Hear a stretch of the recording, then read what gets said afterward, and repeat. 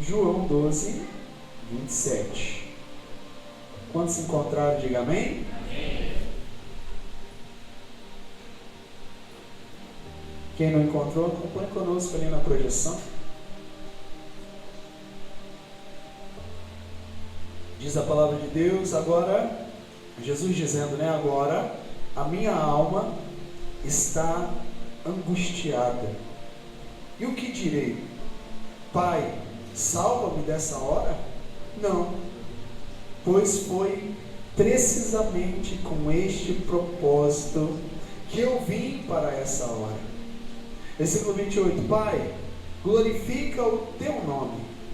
Então veio uma voz do céu, eu já o glorifiquei e ainda o glorificarei.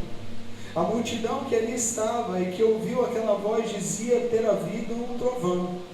Outros diziam, foi um anjo que lhe falou.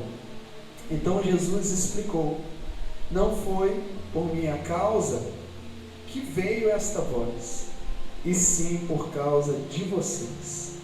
Chegou o momento deste mundo ser julgado, e agora o seu príncipe será expulso. E eu, quando for levantado da terra, atrairei todos a mim. Ele dizia isso, significando com que tipo de morte estava para morrer. A multidão disse, nós ouvimos da lei que o Cristo permanece para sempre. Como então você diz que é necessário que o Filho do Homem seja levantado? Quem é esse Filho do Homem? Jesus respondeu, ainda por um pouco a luz está com vocês. Andem enquanto vocês têm a luz, para que não sejam surpreendidos pelas trevas. E quem anda nas trevas não sabe para onde vai. Enquanto vocês têm a luz, creiam na luz, para que se tornem filhos da luz. Somente até aí, vamos orar mais uma vez. Senhor Deus, obrigado pela tua palavra que acabamos de ler. Traz sobre nós o entendimento. Como eu falei, Senhor, é algo que nós precisamos relembrar, como o próprio Jesus declarou fazer isso em memória de mim. E nós estamos aqui hoje celebrando a Santa Ceia, celebrando que o Senhor pagou por nossas culpas. Fala conosco, e não venha eu, pois sou humano e limitado, mas o Senhor, que possa, por meio do Espírito Santo, Espírito de sabedoria, de revelação, de entendimento, o Senhor possa ministrar o coração de cada vida. Onde houver uma vida aqui dentro, onde chegar o som desse microfone, o Senhor venha ministrar os corações nessa hora, o que te pedimos e te agradecemos em nome de Jesus. A igreja diga amém. Amém, glória a Deus. Então, queridos, ao tomar a ceia, nós fazemos lembrar a morte de Jesus, a vida de Jesus, sua morte, sua ressurreição. Ao tomar a Santa Ceia, nós lembramos que Jesus Cristo é o nosso Salvador, amém? Jesus Cristo é o nosso Salvador, o nosso resgatador, o nosso libertador. Aqui no versículo 27, vou pegar alguns versículos novamente. Jesus vai dizer assim, agora minha alma está angustiada. E o que direi? Para aí. Agora minha alma está angustiada. O que é angústia? Alguém já se sentiu angustiado? Todos nós, né? A angústia é um aperto no peito, é algo terrível, mas tem um nó na garganta, tem essa expressão, né? A angústia parece que uma insegurança, uma coisa difícil. Agora, a angústia de Jesus, eu ouso dizer que era uma angústia que ia além da angústia que você já sentiu ou sinta em situações da sua vida, porque a angústia de Jesus era uma angústia que trazia um peso, né, da responsabilidade da salvação de toda a humanidade. Você entende isso? Era uma angústia quando Jesus, aqui ele está em público, mas em algum momento Jesus fica a sós, na passagem conhecida como Getsemane. Quem lembra disso, diga amém.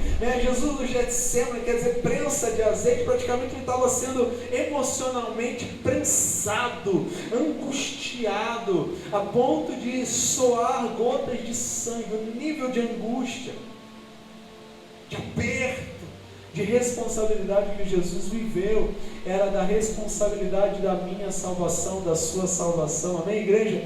Então Jesus está dizendo aqui, eu estou assim, minha alma está em angústia, está angustiada. A gente pode pegar uma angústia nossa para exemplificar, vamos dizer uma situação, digamos que alguém, né? Você não vou colocar você nesse exemplo, uma pessoa vai fazer uma cirurgia. Alguém aqui já passou por cirurgia? Levante a mão, deixa eu ver. Né? Então vocês já entendem um pouquinho do que é uma angústia de uma cirurgia. Mas imagina que essa cirurgia, o médico disse para essa pessoa assim: olha, essa cirurgia é muito séria, é muito grave, e a chance dessa pessoa sobreviver é de 5%.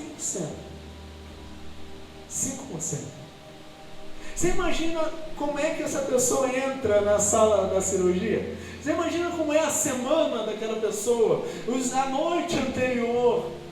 Aí você vai entender um pouquinho, ainda não vai chegar nessa angústia que ele sentiu, mas você vai entender o que é angústia, o que é um aperto, o que é pensar na sua vida, na sua trajetória, na sua história. Jesus estava angustiado. E o que a gente pede quando está angustiado, querido? A gente pede salvação, né? Alguém numa situação dessa fala: Senhor, me salva. Aliás, nessa hora até o ateu ora. Até o que não crê em Deus fala: se o Senhor existe aí mesmo, se aqueles malucos daqueles crentes estão certos, tem misericórdia de mim. Até o ateu nessa hora, o avião está caindo, né? O médico está ali com o bisturi, né? Ele ora. Dificilmente ser diferente, né?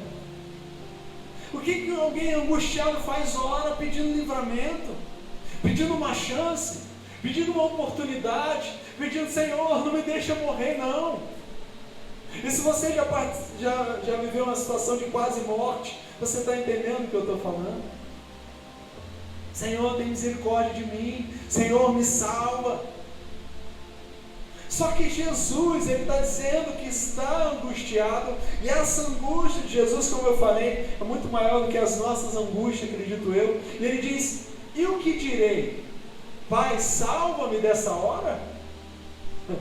E ele mesmo pergunta, ele mesmo responde. Ele diz: não, pois foi precisamente com esse propósito que eu vim para essa hora. Quem está entendendo, diga amém, querido. Ele estava próximo. Por que ele estava angustiado? Ele estava próximo a enfrentar um momento de dor, de tortura, de uma morte cruel, de uma morte terrível. Por isso ele, na condição humana e emocional, ele estava angustiado. Mas ele disse que não orava para ser salvo. Que coisa maluca! Quem não oraria para ser salvo numa situação dessa? Jesus está dizendo: eu estou nessa situação, mas a minha oração não é: Senhor, me salva dessa hora. Eu vim exatamente para essa hora. Por que Jesus faz isso? Porque se Jesus fosse salvo, você estaria hoje no inferno. Se Jesus orasse para ser salvo, se Jesus fosse salvo daquela angústia, você estaria morto nos seus pecados. Não haveria perdão, não haveria salvação, não haveria mudança, não haveria oportunidade. Aliás, alguns de nós nem estaria vivo. Eu tenho certeza que eu sou um. Como assim, pastor? Você é jovem, né? Não, nem tanto. Como assim, pastor? Não, irmão, se você visse como era a minha família antes de Cristo, eu tenho certeza absoluta que eu não estaria vivo. E talvez muitos de nós aqui, se Jesus não tivesse trazido uma intervenção na sua história e na sua vida, uma intervenção de salvação, de perdão dos pecados e de uma nova oportunidade, é por isso, não é porque Jesus queria de fato morrer, é porque se ele não morresse, você morreria. Então a morte de Jesus, ela substituiu você e eu. A morte de Jesus nos deu condição, como foi lido que o profeta Isaías profetizou, cerca de 600 anos antes de Cristo. foi aberto aqui o culto, né, desse texto. Eu estava ouvindo a leitura, eu estava falando, meu Deus, que profecia, né? Isaías 53 sempre me surpreende, né? Porque a exatidão da profecia é tremenda. Então, queridos, se Jesus não pagasse com a sua vida, você não estaria aqui hoje.